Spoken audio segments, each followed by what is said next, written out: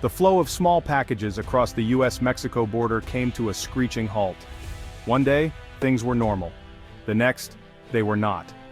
For years, a rule called de minimis allowed small-value shipments to cross into the United States without tariffs or formal customs entry.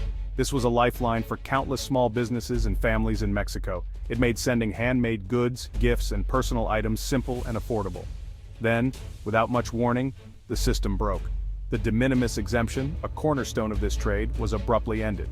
At post offices across Mexico, clerks began turning people away. Packages to the US were no longer accepted. The reason?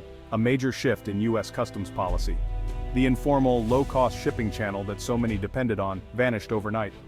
The quiet hum of daily commerce was replaced by silence, leaving thousands confused and worried.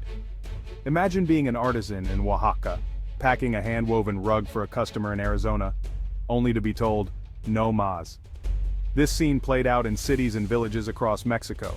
The bridge that connected small sellers to their American customers was gone, with no clear detour in sight. The shock waves rippled outward, creating a wave of uncertainty. The end of de minimis wasn't just a bureaucratic change, it was a fundamental disruption to a way of life. For small sellers and families, the border didn't just get stricter, it felt like a wall had suddenly been erected. The easy, informal days were over, and a new, more complicated era had begun.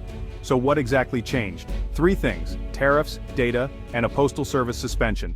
First, tariffs.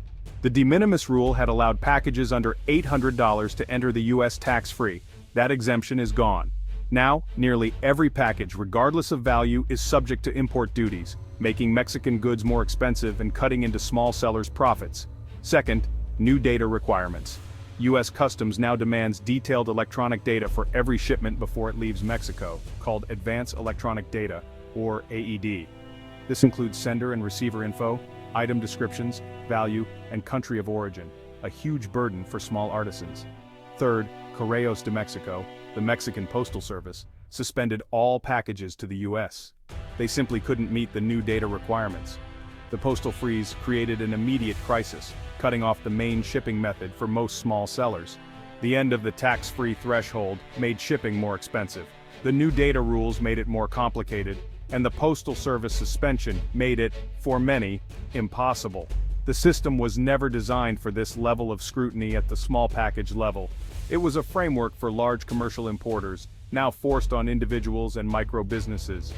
The old easy path was closed, and the new path was a bureaucratic maze.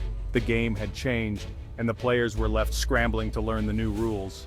Behind the policy changes are real people, micro-producers, artisans, and families. The leatherworker in Leon, the potter in Puebla, the weaver in Chiapas, all relied on the Mexican Postal Service to reach US customers. Now their income has vanished. Workshops are full of products they can't ship. Orders can't be fulfilled. These are family-run operations, not corporations with logistics teams. Their connection to the US market was a bridge to a better life. Now that bridge is out.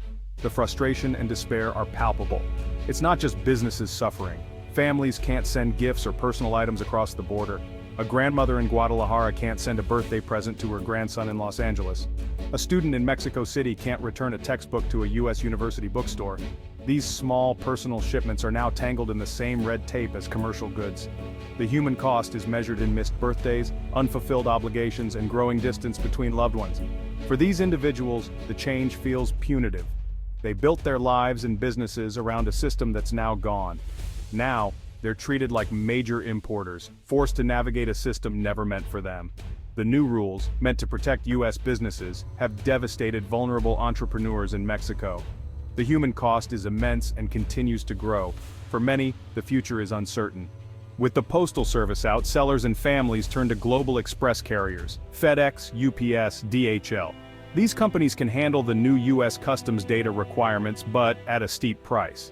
Shipping a small package that used to cost $15 now costs $60 or more. Senders must also navigate complex shipping terms, DDP and DAP. DDP, delivered duty paid, means the sender pays all costs, including duties and taxes. The customer gets the package with no extra charges, but the seller takes on all the risk. DAP, delivered at place, means the customer pays duties and taxes when the package arrives. This can lead to surprise fees and unhappy buyers. For small sellers, neither option is ideal. DDP is expensive and risky for the seller. DAP risks losing customers to unexpected fees. Imagine a customer in Chicago buying a $30 mug, then getting a bill for $12 in duties. The customer might refuse the package, leaving the seller to pay for return shipping or lose the product. The express lane is open, but it's a toll road with hidden costs and risks at every turn. For many, these new shipping realities are simply unaffordable. The options are limited and the risks are high. Small business owners in Mexico now face tough choices. They can absorb higher costs and switch to express carriers, raising prices or accepting lower profits. For many, raising prices means losing price-sensitive U.S. customers. Some are exploring U.S.-based micro-warehousing, shipping in bulk to a U.S. partner, then using domestic carriers for final delivery.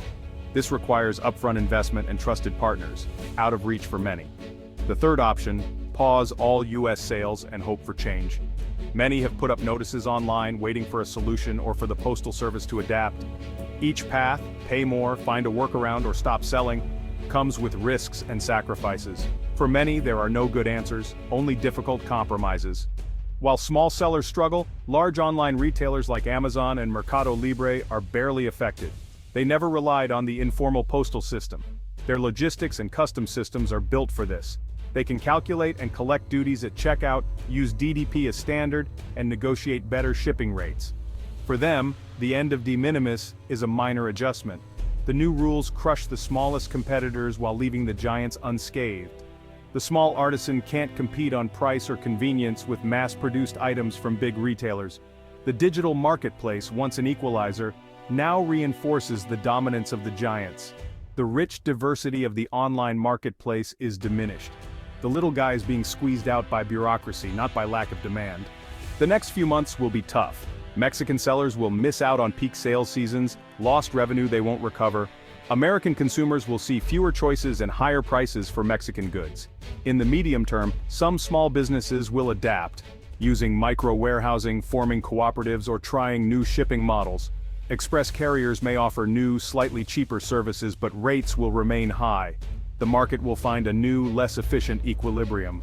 Long-term, the era of cheap, informal cross-border e-commerce is over. Small businesses will have to professionalize, adopting better technology and logistics. This could create new jobs in Mexico, but the industry will be less accessible. The days of a small artisan shipping directly to a U.S. customer are gone. The supply chain will reform, but it will be different, stronger for those who adapt, but leaving many behind. The character of cross-border trade will shift to a more consolidated market. The landscape has changed, and only the most resilient will survive. This change is permanent. It's not a glitch or a short-term dispute. The end of de minimis and the new data rules are part of a global trend towards stricter customs enforcement and trade formalization. There's no going back. Waiting for reversal isn't a strategy. Small sellers must adapt or be left behind. Education is the first step, learning about customs codes, duties, and electronic data. Sellers must choose between DDP and DAP, and many will need help to navigate the new system. Governments and industry groups should step in, upgrading postal systems, offering training, and developing tech tools for small exporters. Without support, a huge segment of the creative economy is at risk. The informal, under-the-radar economy is being forced into the light. The new landscape demands formality, transparency, and compliance. For artisans, this means becoming savvy international exporters, embracing technology, and building resilient businesses. The border has changed forever, and those who want to cross it must change as well.